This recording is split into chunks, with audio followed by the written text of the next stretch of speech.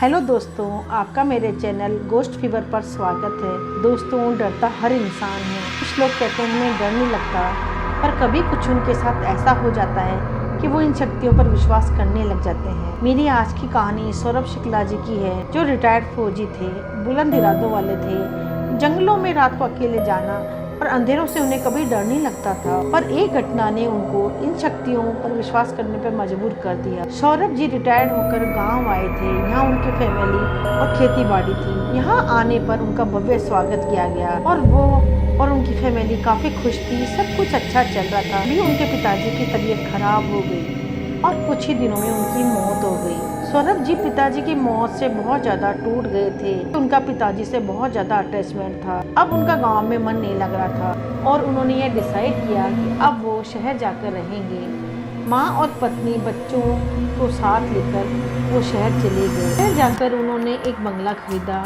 और पास ही farm house भी था, वो भी उन्होंने खरीदा, क्योंकि उनका मन हरियाली में और खेती बाड़ी में लगता था। घर बहुत सुंदर था। सभी लोग सामान शिफ्ट कर रहे थे। माँ का कमरा सेट किया, बच्चों को पर्सनल रूम दिया और एक रूम खुद के लिए। बीच में हॉल था। सामान उस बंगले में पहले से ही काफी कुछ था। परिवार के लोग खुश थे। नए घर में आकर सब कुछ अच्छा चल रहा था। एक रात छत से ठक ठक की आवाज आई। बच्चे बहुत ज्यादा डर गए। रात 2 बजे कौन आवाज कर रहा है? बच्चे पापा के पास जाकर बोले, पापा ऊपर से आवाज आ रही है, जैसे कोई चल रहा है। पिताजी ने टॉर्च उठाई और छत पर गए। वहाँ उन्होंने टॉर्च से देखा, पर उनको कोई दिखाई नहीं दिया। उन्होंने सोचा कि कोई बंदर या कोई जानवर होगा, आ गया होगा। और फिर उन्होंने नीचे आकर बच्चों को कहा, बेटा कोई भी नीचे ऊपर नहीं है, तुम सो जाओ। अब रात के 3 बज चुके थे और वो बिस्तर पर, उनके मन में बात तो चल रही थी कि इतनी रात को आवाज कैसे आई, पर वो सो गए। वो उठे तो उन्होंने अपने पत्नी को भी यही बात बताई कि रात बच्चे बहुत डर गए। उन्होंने कहा कोई बात नहीं, हो जाता है कभी कभी, ऐसा कुछ बड़ी बात नहीं है। ऐसा करके उनके 2-3 दिन बहुत अच्छे निकले। पर एक रात जब सौरभ जी सो रहे थे और रात के लगभग 3 बज रहे थे, तो उनको कुछ आवाजें आ रही थी। लाइट जलाई तो देखा पत्नी बिस्तर पर नहीं थी। उन्होंने जब रूम से बाहर आकर देखा तो उनकी पत्नी किचन में कुछ कर रही थी। वो पत्नी के पास आकर बोले, तुम इतनी रात को यहाँ क्या कर रही हो? पत्नी ने बात अनसुनी कर दी। सौरभ जी ने पत्नी का हाथ पकड़ा और बोला, चलो सोने चलो, सुबह करना जो भी काम करना है। तो उनकी पत्नी कुछ अजीब सा व्यवहार उनके साथ करने लगी और उनको हाथ झटक दिया। सौरभ जी थोड़ा हुए कि ये क्या हुआ, ये ऐसा क्यों कर रही है? सौरभ जी पास रखी कुर्सी पर बैठ गए और वो पत्नी को लगातार देख रहे थे। देखते देखते ही उनकी आंखें कब बंद हुई और कब वो सो गए। सुबह जब वह उठे तो उन्होंने देखा उनकी पत्नी बिस्तर पर सो रही है। जब पत्नी उठी तो उनसे पूछा, तुम रात किचन में क्या कर रही थी और तुम अजीब सा व्यवहार क्यों कर रही थी? पत्नी ने बताया कि मैं रात पानी पीने गई थी, उसके बाद मुझे कुछ नहीं पता मुझे क्या हुआ, मैं क्या कर रही थी, मैंने आपके साथ क्या करा। शुक्ला जी चिंतित हुए, यह क्या है सब, ये सब क्यों हो रहा है मेरे घर में, क्या बात है? ऐसा करके वो घूमने चले गए। जब वह घूम के आए तो उन्होंने चाय पी पत्नी के हाथ की और कुर्सी पर बैठे बैठे उनके विचार चलने लगे। सब फैमिली साथ सो गए। रात को उनको छत से तेज तेज चलने की आवाज़ आ रही थी, तो वो बहुत ज़्यादा डर के एकदम से उठे। उन्होंने अपनी टॉर्च उठाई और सीढ़ियों से छत पर जाकर देखा तो उनकी पत्नी तेज कदमों से छत पर टहल रही थी और उसके बाल भी काफ़ी बिखरे हुए और आंखें भी लाल हो रही थी और उसकी शक्ल भी बिल्कुल अजीब हो रही थी। सौरभ जी ने पत्नी को हाथ पकड़ा और बोला, चलो नीचे, यहाँ क्या कर रही होती रात को, चलो नीचे। पत्नी ने उनको जोर से धक्का दिया, बोली, मेरा हाथ छोड़, मुझे घूमना है, तू जा यहाँ से, मुझे नहीं जाना है नीचे।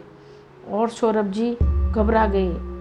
नीचे आकर उन्होंने गंगा जल मंदिर में से उठाया और पत्नी पर छिड़का और हनुमान चालीसा का मंत्र जाप करने लग गए। धीरे धीरे उनके इस प्रयास से पत्नी थोड़ी नॉर्मल होने लगी और वह बेहोश होकर नीचे गिर गई। और वो सौरभ जी अपनी पत्नी को उठाकर बिस्तर पर लाकर सुला दिया।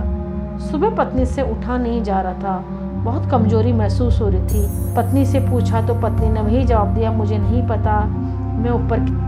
सौरभ जी बहुत घबरा रहे थे। वो इन घटनाओं से बहुत ज़्यादा कमज़ोर हो गए थे। शुक्ला जी ने अपनी माँ को सारी बातें बताई। माँ ने कहा, बेटा चल पंडित जी के पास चलते हैं। तब वह पत्नी के पास आए कि चलो मंदिर चलते हैं, तुम्हें मंदिर के दर्शन करा लाता हूँ। तब वह पत्नी जोर से बोली, नहीं जाना मुझे मंदिर, तुम जाओ, तुम्हें जाना है तो, मुझे नहीं जाना है। तो सौरभ जी फिर समझ चुके थे कि मेरी पत्नी पर बहुत बड़ा संकट आ चुका है। अब मेरी पत्नी को मैं अपने साथ नहीं ले जा पाऊँगा। और वह अपनी माँ को पंडित जी के पास ले गए। पंडित जी गांव के प्रकांड पंडित थे और वह शहर में बस गए थे। वहीं शुक्ला जी उनके पास गए। शुक्ला जी ने उनको नमस्कार करा और कहा, पंडित जी मैं बहुत मुसीबत में हूँ। मेरे घर पे और मेरे परिवार पे कोई आत्मा या कोई शक्ति का वास है जो मेरे परिवार को परेशान कर रहा है। आप चलो पंडित जी मेरे घर पर और देखो क्या है माजरा है। पंडित जी बोले, बेटा घबराए मत, मैं तेरे साथ चलता हूँ। और पंडित जी उनके साथ आ गए। वहाँ उन्होंने कहा, बेटा तेरे घर में कोई बुरी शक्ति का वास है, तेरे घर की शुद्धि करनी होगी और यहाँ हवन कराना पड़ेगा, उससे तेरे घर में शांति आ जाएगी। इतना पंडित जी बोल ही रहे थे कि उनकी पत्नी जोर से बोली, भगाओ इसको यहाँ से, मेरे घर पे ये क्यों आ गया, मेरे घर कोई पंडित नहीं आएगा। और पंडित जी पे जोर जोर से चिल्लाने लगी, जा यहाँ से, जा यहाँ से। पंडित जी ने आंखें बंद की और महसूस कर लिया कि यह बहुत बुरी शक्ति है। पंडित जी वहाँ से चले गए। शुक्ला जी सुबह उनके पास गए। पंडित जी कौन है, क्या है, थोड़ा बताइए, क्या पूजा पाठ करनी है, आप बताएंगे जो मैं सब करूँ। सामान मंगवाया और कहा कि पूरे घर में गंगा जल छिड़कना होगा, एक हवन होगा और तुम्हारी पत्नी की शुद्धि करनी होगी।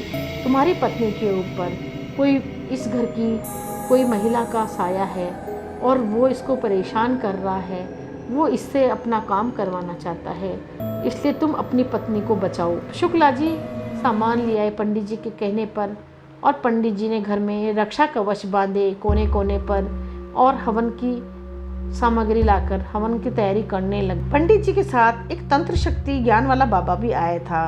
उन्होंने मंत्रों, हवन, वैदिक पाठ करवाए, शांति पाठ करवाए, शुक्ला जी की पत्नी की शुद्धि की, घर का ताला, और उन्होंने घर पे ताला लगा दिया बाहर से, पत्नी के कमरे के बाहर से, और कहा, आपकी पत्नी को आज रात को परेशानी हो सकती है, कल ये बिल्कुल ठीक हो जाएगी, आप घबराना मत। और अब आप जल्दी से जल्दी इस घर को खाली कर दीजिए, क्योंकि यह शक्ति आपको वापस परेशान कर सकती है और आपके परिवार पे संकट आ सकता है। अभी तो मैंने पूजा करवा दी।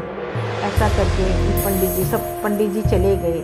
रात पत्नी ने जोर जोर से आवाज़ें की, पर सुबह वो बिल्कुल ठीक हो गई थी। शुक्ला जी देख रहे थे कि अब मेरी पत्नी बिल्कुल ठीक है। शुक्ला जी ने उस मकान पे ताले लगवा दिए और उस मकान को छोड़कर वो एक अपने परिचित के यहाँ रहने चले गए। दोस्तों, मेरी ये कहानी कोई अंधविश्वास नहीं फैलाना चाहती, बस हमें कभी भी किसी नए घर में या किसी भी नए बंगले में रहने जाएं तो पहले हम उसके लिए मालूम कर लें और उसमें पूजा पाठ करके ही जाएं। इससे हम कई बड़ी घटना से बच सकते हैं। आपको मेरी ये कहानी कैसी लगी? अच्छी लगी हो तो इसे लाइक करें और इसे सपोर्ट करें। थैंक्स।